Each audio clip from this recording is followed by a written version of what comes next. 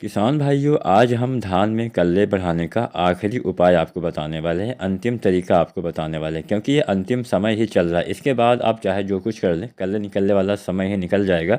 तो यहाँ पे ही आपको ध्यान देना पड़ेगा। अगर आप भी चाहते हैं धान में अच्छे कल्ले पाएँ, तो कुछ बेसिक बातें होती है जिनका आपको ध्यान देना होता है, जैसे समय से रोपाई, समय से खादों का इस्तेमाल, समय से सिंचाई, समय से उचित देखभाल। ये 3-4 बातें अगर आप सही ढंग से कर लेते हैं तो आपको ज़्यादा कुछ करने की आवश्यकता नहीं पड़ती है। यहाँ पे हम कुछ ऐसे फार्मूले आपको बताएंगे।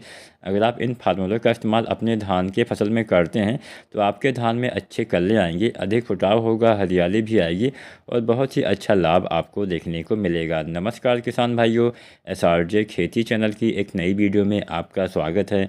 अगर आप भी धान की खेती करते हैं, अगर आप भी धान के कल्ले बढ़ाना चाहते हैं तो आज की ये पूरी वीडियो ज़रूर देखिएगा। और कोई भी आपके मन में सवाल हो या सुझाव हो तो नीचे कमेंट ज़रूर करें। तो चलिए वीडियो स्टार्ट करते हैं। जानते हैं हम धान में कल्ले कैसे बढ़ा सकते हैं। किसान साथियों, जैसा कि मैंने आपको बताया, कल्ले बढ़ाने के लिए सब कुछ समय से आपको करना होता है। और जब कल्ले निकलने वाला समय निकल जाता है तब आप चाहे जो कुछ कर लें, क्योंकि अब वो समय तो वापस आएगा ही नहीं। इसके लिए आपको 1 साल फिर से इंतज़ार करना पड़ेगा। तो यहाँ पे जो हम फार्मूला आपको बताने वाले हैं बहुत ही आसान तरीका है। हालांकि मैंने पिछले कुछ वीडियो में इसको बताया हुआ भी होगा, लेकिन बहुत से किसान साथी, हो सकता है जो किसान साथी वो हमारी वीडियो ना देख पाए हों, तो इस वीडियो के माध्यम से भी वो जान सकते हैं। अब यहाँ पे हम जो फार्मूला आपको बताएंगे, यह फार्मूला आप 2 तरह से इस्तेमाल कर सकते हैं। पहला तरीका होता है मिट्टी में इस्तेमाल करना, और दूसरा तरीका होता है आप इसका स्प्रे कर सकते हैं, मतलब पत्तियों के ऊपर छिड़काव कर सकते हैं। दोनों तरीके आप अपना सकते हैं, लेकिन यहाँ पे थोड़ा स्प्रे वाला थोड़ा बेहतर रहेगा। यहाँ पे हम दोनों फार्मूले आपको बता देते हैं। सबसे पहले हम जानते हैं मिट्टी में इस्तेमाल करने वाला फार्मूला, यानी हम जिसकी बुआई करते हैं।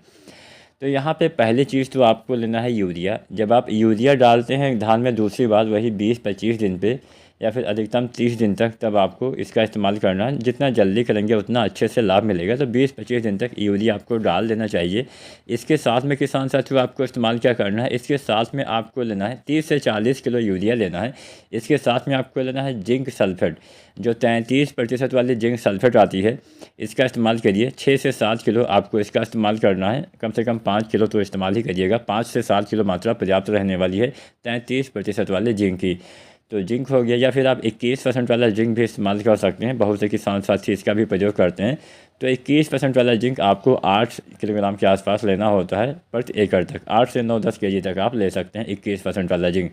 तो दोनों में से कोई एक जिंक लेना है। साथ में 30 से 40 किलो आपको यूरिया लेना है। इसके साथ आपको लेना है मैग्नीशियम सल्फेट। जो मैग्नीशियम सल्फेट आता है किसान साथियों, इसका इस्तेमाल करिएगा 5 किलो प्रति एकड़ तक। तो ये तीसरी चीज़ होगी आपकी मैग्नीशियम सल्फेट। चौथी चीज़ आपको इस्तेमाल करना है फेरस सल्फेट। जो फेरस सल्फेट आता है 3 से 4 किलो आप इसका इस्तेमाल करिए। इसके साथ में आपको इस्तेमाल करना है मैग्नीज सल्फेट। जो मैग्नीज सल्फेट आता है 1 किलो मात्रा इसकी इस्तेमाल करिए। तो यहाँ पे किसान साथियों हमने 5 चीज़ें आपको बताई: urea, zinc, magnesium sulphate, ferrous sulphate और मैग्नीज सल्फेट।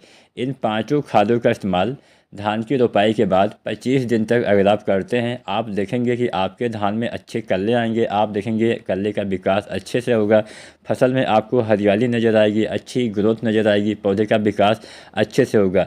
ये जो माइक्रो न्यूट्रिएंट्स है किसान साथियों, इसकी कमी से कई बार कल्ले नहीं आ पाते हैं, पौधे की बढ़वार नहीं हो पाती है।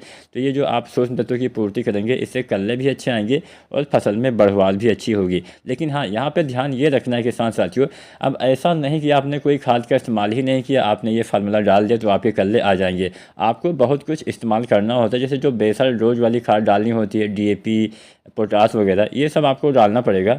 अब यहाँ पे एक फार्मूला हमने बताया, इस फार्मूले का इस्तेमाल करके आप कल्ले बढ़ा सकते हैं। लेकिन जो हम परंपरागत तरीके से जो बेसिक हम खादों का इस्तेमाल करते हैं, जैसे DAP डालते हैं लगभग आप 35-40 किलो, इसका इस्तेमाल करिएगा। साथ में आप 30 से 40 किलो पोटास का इस्तेमाल करिएगा। साथ में यूरिया भी आपको 3 बार डालना होता है। पहली बार वही अगर आप DAP डालते हैं तो 18 से 20 केजी, दोबारा से 30 से 40 केजी, और अंतिम बार फिर से 30 से 40 केजी यूरिया डालिएगा। तो यूरिया और पोटास और DAP अगर आप इस्तेमाल करते हैं तो आपको इसका भी सही मात्रा में इस्तेमाल करना पड़ेगा। रोपाई के समय ही आपको DAP का इस्तेमाल करना होता है। तो मेरे कहने का मतलब यही है कि ऐसा नहीं कि ये फार्मूला डाल देने से ही आपके कल्ले आएंगे। आपको समय से उचित देखभाल भी करना पड़ेगा। समय से आपको जो हम खादें डालते हैं इसका भी इस्तेमाल करना पड़ेगा।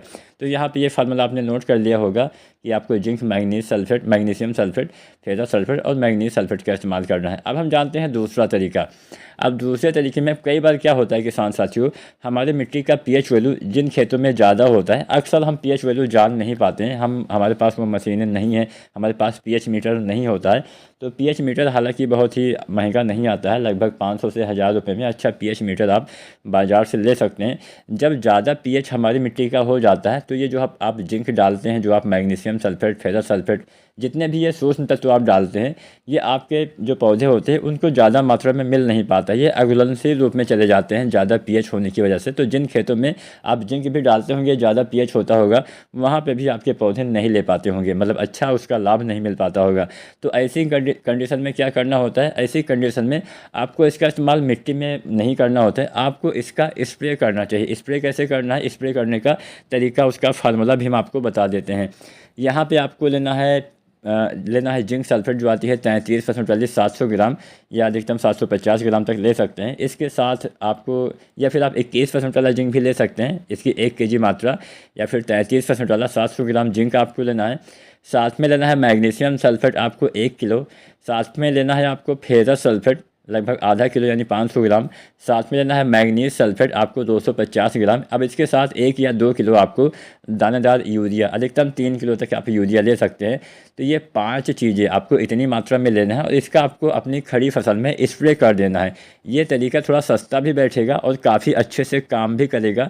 और क्योंकि मिट्टी का पीएच ज़्यादा होने से जो हम मिट्टी में डालते हैं पौधे नहीं ले पाते हैं, इसलिए अगर आप स्प्रे करते हैं तो 200, 250 या फिर अधिकतम 250 रुपये आपका खर्चा होने वाला है और आप बड़ी आसानी से कल्ले की संख्या में बढ़ोतरी कर सकते हैं। इसका भी इस्तेमाल आप वही 25 से 30 दिन तक करिएगा, अच्छा लाभ आपको देखने को मिलेगा। तो यहाँ पे जो हमने फार्मूले आपको बताए, इसके इस्तेमाल से माइक्रो न्यूट्रिएंट्स की कमी आसानी से दूर हो जाएगी।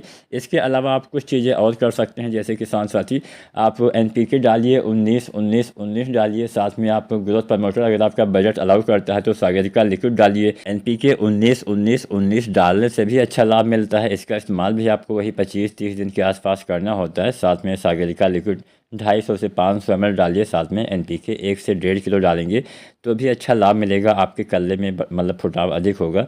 अब ये सब चीज़ें, यहाँ पे एक बात का ध्यान ये भी रखना है कि मैंने आपको बताया कि माइक्रो न्यूट्रिएंट्स जो हमने फार्मूला बताया आपको, इसका इस्तेमाल करिएगा तो आपको कम से कम 4-5 दिन तक कोई खाद नहीं डालनी है।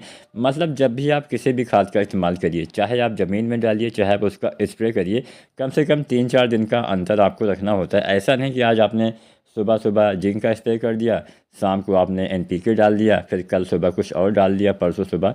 मतलब पौधे को भी थोड़ा सा रेस्ट होने का, मतलब तनाव से दूर होने का थोड़ा सा समय आपको देना पड़ेगा। ज़्यादा खादें एक साथ डाल देने से पौधे तनाव में चले जाते हैं, जिससे उनका विकास रुक जाता है। तो आपको एक बार में ज़्यादा खाद नहीं डालना है, थोड़ा थोड़ा समय, थोड़ा थोड़ा अंतराल करके आपको खादों का इस्तेमाल करना है। उम्मीद करते हैं आज की जानकारी पसंद आई होगी। वीडियो अगर पसंद आई है तो लाइक करें, कोई सवाल हो नीचे कमेंट करें और चैनल को सब्सक्राइब करें। धन्यवाद।